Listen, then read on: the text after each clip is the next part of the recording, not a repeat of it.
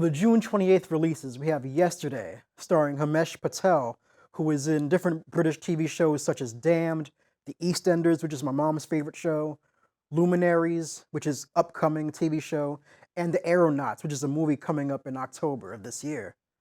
The movie also stars Lily James, who played in Little Woods, Sorry to Bother You, and is going to play Mrs. De Winter in the upcoming remake of Rebecca, which is a 1940s film directed by Alfred Hitchcock.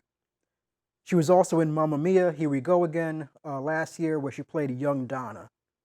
The movie is directed by Danny Boyle, who is also known for the director as Slumdog Millionaire, Trainspotting 1 and 2, 28 Days Later, and its sequel 28 Weeks Later, as well as the Steve Jobs biopic. Richard Curtis wrote this movie. He's best known for War Horse. He wrote Four Weddings and a Funeral, Bridget Jones's Diary, and the sequel, and Notting Hill, and a whole bunch of other British stuff. If you're British, you know who these people are. Jack Malik is a British musician who wants to make it big and be known for his music. Unfortunately, only him and his manager and best friend, Ellie, seem to really think his music is any good. After a worldwide power blackout, Jack wakes up in a world where the Beatles never existed. He goes on to perform all the Beatles songs he can remember and becomes an international superstar in the process. I got the opportunity to see this film last week, so stick around and check out my review later in the episode.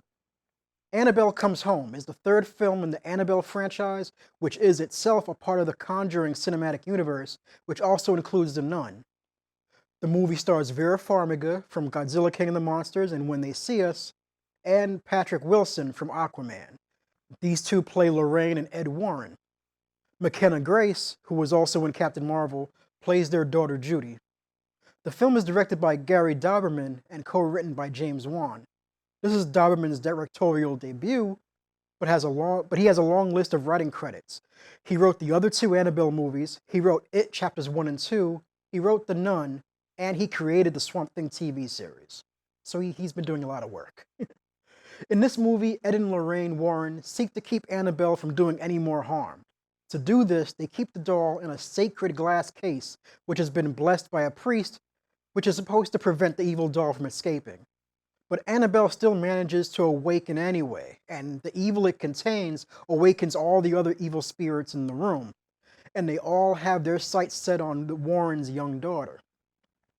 This is the second movie this summer that stars Vera Farmiga as a woman who puts her daughter in danger of being destroyed by a monster. Let's see if this one is able to draw in bigger audiences than the other. It's not good for anyone to go in there. My dad says that everything in there is either haunted, cursed, or used in some ritualistic practice. What's that? The ferryman. They put coins over the eyes of the dead so he could take their souls. What about the doll that's in there? Annabelle, she's in a case for a reason. The Other Side of Heaven, Part 2, Fire of Faith, is a sequel of the 2001 faith-based film about a missionary who travels to the Congo and all the hardship he goes through at the time. In this movie, the missionary, John H. Groberg, returns to the Congo in the 1960s with his wife and his 5 daughters. Their faith is tested when their 6th child is born with a serious illness. The film stars Christopher Gorham as missionary John Groberg and Natalie Medlock as the wife Jean. Like the first film, this movie was written and directed by Mitch Davis, who has also written and directed films like The Stray and Christmas Eve. I will build your chapels, Kolipoki, and you will fill them. I'm having a baby. Holy cow! Get out of the way! Move it, girl. That's it. That's it. On June 28th, there will also be a new cut of The Avengers Endgame that will replace the film that is currently playing in theaters right now. The movie will be the exact same as the one we have seen since it was released in April, but this time around, the film will include a deleted scene from the film as a post-credit scene. I don't know what the deleted scene is, but I can guess it'll probably be a deleted scene that was described not too long ago by the directors between Scarlett Johansson's Black Widow and Mark Ruffalo's The Hulk. Who knows? We'll find out soon. Now, for the movies that are being released for the week of July 4th, we have Spider-Man: Far From Home. Once again, this movie stars Tom Holland as Spider-Man. It'll also star Sam Jackson as Nick Fury, Zendaya as MJ, and Jake Gyllenhaal as Mysterio. This is going to be the last movie of the MCU's Phase 3. It takes place not long after the events of Endgame, which apparently has opened up a multiverse where the Elementals are able to sneak through and wreak havoc on Peter Parker's European school trip. He teams up with Mysterio to fight them off after being recruited by Nick Fury and made to reluctantly put the spider costume back on. The hype around this movie is nowhere near the hype of the last MCU movie that came out a couple of months ago. I still expect this movie to make a lot of money in the box office, especially after such a lackluster summer so far. Spider-Man Far From Home will be released in theaters July 2nd. You're a very difficult person to contact, Spider-Man. This is Mr. Beck. We could have used someone like you on my world. Your world? Beck is from Earth, just not ours. The snap tore a hole in our dimension.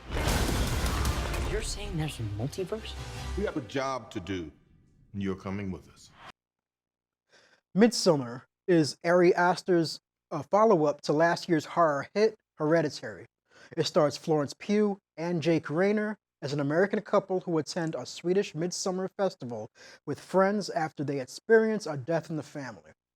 The trip turns into a nightmare complete with hallucinations, pagan cults, and other creepy and unnerving stuff. Midsommar will be released in theaters on July 3rd. I don't know why you invited us. That's why you look so guilty right now, because you know. We only do this every 90 years.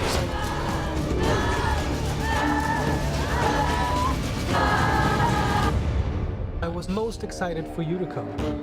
In a year full of superheroes and mutants and other big blockbuster sci-fi action films, there has been a film in that same genre that has been totally forgotten by theaters and audiences. I'm talking about Fast Color, the film starring Gugu Mbatha Raw, Lorraine Toussaint, and Sania Sidney. The movie's about a young woman played by Mbatha Raw who is forced to go on the run after her superhuman powers are discovered. She runs to the only place left that she can run to, back home to her daughter and her mother, who she has abandoned years before. While she's here, she finds out that her daughter may be more powerful than her.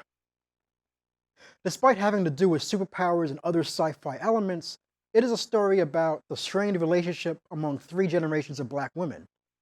For some reason, Hollywood still thinks that this kind of story is too hard to sell to a mass audience. So the film was eventually released a week before Avengers Endgame in only 25 theaters, including only 2 theaters in New York City, and allowed to die a quick death after only 4 weeks in theaters, despite a high Rotten Tomatoes critic rating and a high audience rating. But now it's finally being released to streaming and Blu-ray. The film can already be seen on streaming as we speak, and will be available to buy on DVD and Blu-ray on July 16th. Lila's different. She can see the colors. What do they look like? I've never seen them. It's like an echo. Moving over everything fast like a race.